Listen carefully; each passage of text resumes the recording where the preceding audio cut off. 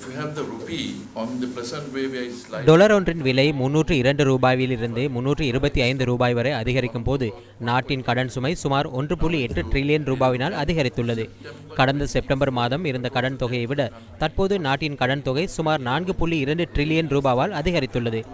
ஆனால் அந்த கடனை கொண்டு நாட்டில் புதிய சொத்துக்கள் எதுவும் உருவாக்கப்படவில்லை.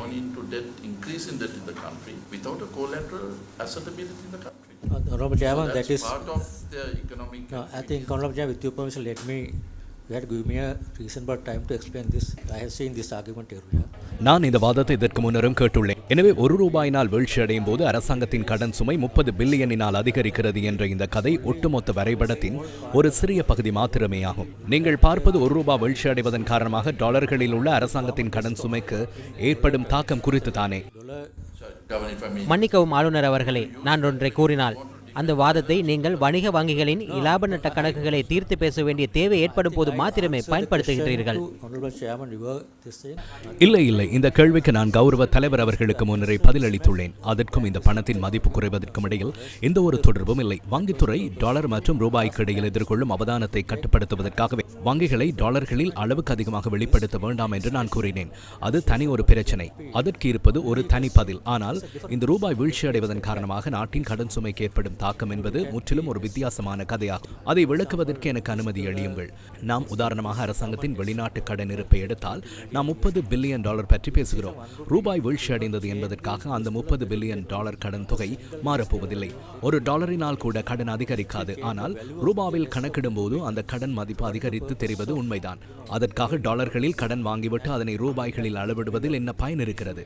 நீங்கள் $1 கடனாக பெற்றால் அதை திருப்பிச் செலுத்த $1 தேட வேண்டும்.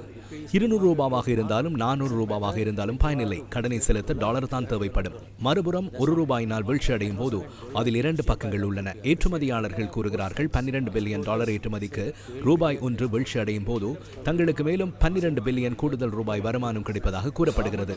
அதேபோல் அரசாங்கத்துக்கும் தமது வருமானத்தையும் செலவையும் சமநிலைப்படுத்த வேண்டியுள்ளது. அரசாங்கத்தின் வருமானத்தில் பெரும் பகுதி பெறுமதி சேர்க்கப்பட்ட வரி மற்றும் இறக்குமதி வரிகள் மூலமே கிடைக்கின்றது. ரூபாய் வீழ்ச்சி அடையும் போது டாலர்களுடன் தொடர்புடைய வரிகள் மற்றும் இறக்குமதி வரிகளூடாக அரசாங்கத்தின் ரூபாய் வருமானம் அதிகரிக்கிறது. எனவே அதில் 2 பக்கங்கள் உள்ளன. அதனால்தான் வெளிநாட்டு கடனை டாலர் மதிப்பில் அளவிட வேண்டுமே தவிர ரூபாய்களில் அல்ல என்று நான் கூறுகிறேன். ரூபாவில் பார்ப்பது தவறான வழிநடத்தலாகும். உலகில் எந்த ஒரு நாடும் தனது வெளிநாட்டு கடனை தனது நாட்டின் பணத்தினால் அளவிடுவதில்லை. அதை வெளிநாட்டு நாணயத்தினாலே அளவிட வேண்டும். ஏனெனில் அந்த கடனை செலுத்த வேண்டியதும் வெளிநாட்டு நாணயத்தினாலேயே ஆகும். உங்களிடம் எவ்வளவு ரூபாய் இருந்தாலும் பயனில்லை. கடனை செலுத்த டாலர்களை கண்டறிய முடியாவிட்டால் பலனில்லை. ரூபாய் வலுவடைந்தது என்பதற்காக அரசாங்கத்துக்கு பணம் எதுவும் எஞ்சுவதில்லை. பாருங்கள், 2022 டாலர் ஒன்று $370 வரை சென்று பின்னர் $300 வரை குறைந்தது. $70 ரூபாய் வலுவடைந்தது என்பதற்காக அரசாங்கத்துக்கு கடன்களில் இருந்து ஏதேனும் லாபம் கிடைத்ததா? ரூபாவில் பார்த்தால் கடன் குறைந்தது போல் தெரிந்தது. ஆனால் டாலர்களில் பார்த்தால் கடன் தொகை அதே அளவுதான் இருந்தது. அரசாங்கத்தின் கடனை பார்க்க வேண்டிய சரியான வழிமுறை டாலர்களில் பார்ப்பதே என்பதுதான் எனது கருத்து. That doesn't save anything for the government. I mean, if you look at the dollar was 370, this is the right way of looking at the government debt stock.